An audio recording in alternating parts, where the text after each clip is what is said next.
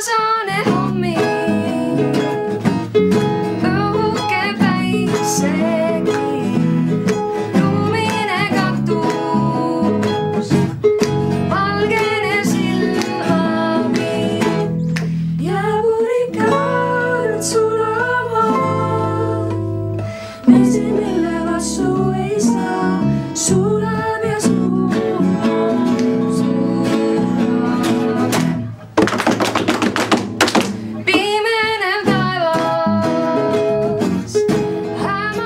kuna ma olen nii palju Tiit Paulusest kuulnud, et ta teeb sellist huvitavat asja ja see on selline pop-jazz, mind on alati huvitanud ja siis ma õppisin ise juba ennem kitarri natuke ja siis läksin Tiit Pauluse juurde ja siin ma olen.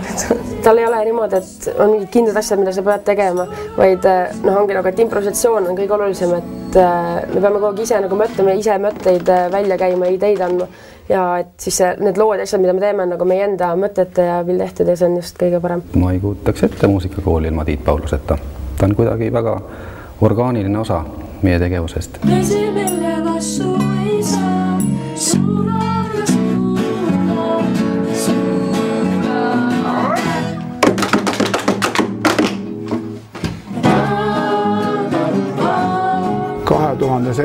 Tegin niisuguse projekti pidi.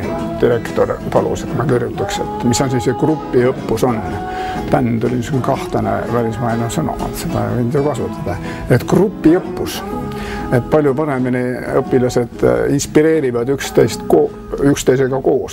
Kuna mina ei ole nõukogude ajal muusikalist haridust ja õpetamist õppinud, siis ma ei teadnud, kuidas peab õpetama.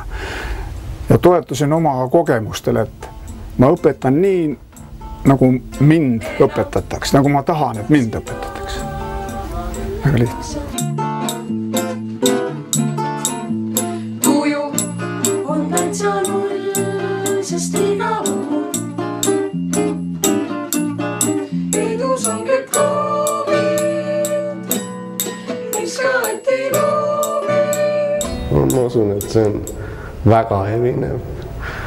Selles suhtes, et ma ei näe mingit niisugust otsest õppekava, et kõik tuleb kuidagi niimoodi, kuidas inimene ise edasi areneb ja täpselt vastavalt sellele, et ei ole mingit raamatud, mingit susserdamist ja kõik tuleb vastavalt nii, kuidas õpilane ise tahab. See on lahe.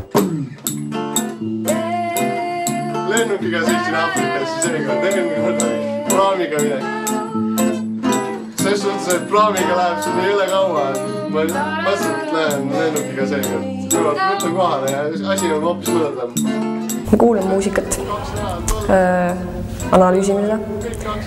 Siis kui meil on mingi loo käsil, siis me analüüsime seda lugu, teeme, õpime, harjutame, räägime, teeme nalja.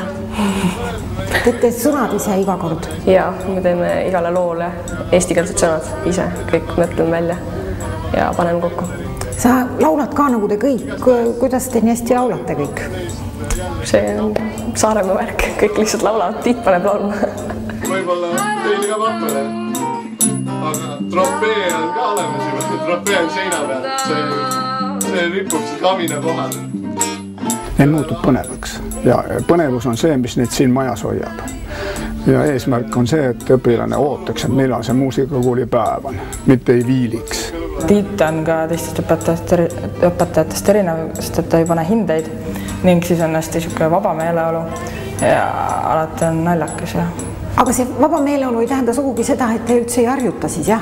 Ei, muidugi jah, me ikka teeme ise omavahel saame kokku, teeme proovi ja tundides ka ta ikka tahab, et lugu oleks nagu läbinisti selge ja läbi võetud kõik harmoonia, rütm, viis, meloodia ja kõik sõnad on loomulikult ise tehtud ja ikka hästi lõbus on alati.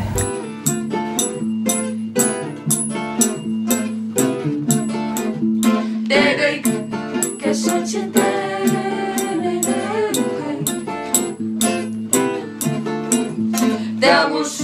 on ka iga aasta siuksed tund aega, kus Tiit näitab meile hästi huvitavaid videosi või filme ja siis mõnikord seal me küll tõuseme püsti ja hakkame kaasa plaksutama ja mõõdame taktimõõtu ja tantsime. Ja.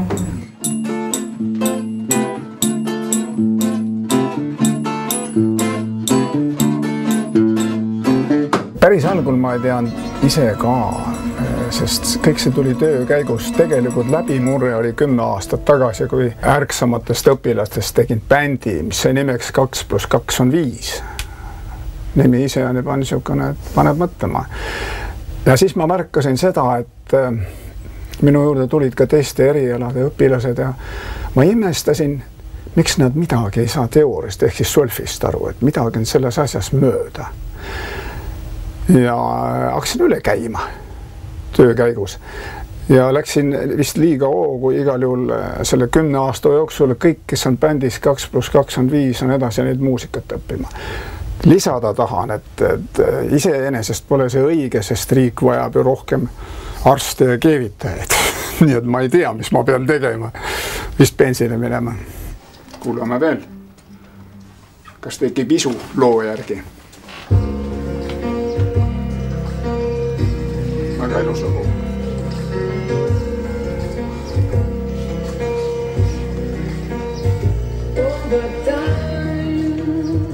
Tulemust mõõdetakse sellega, kas õpilane nii-öelda läheb lahti või mitte. Kas ta jääb oma instrumendi juurde või mitte.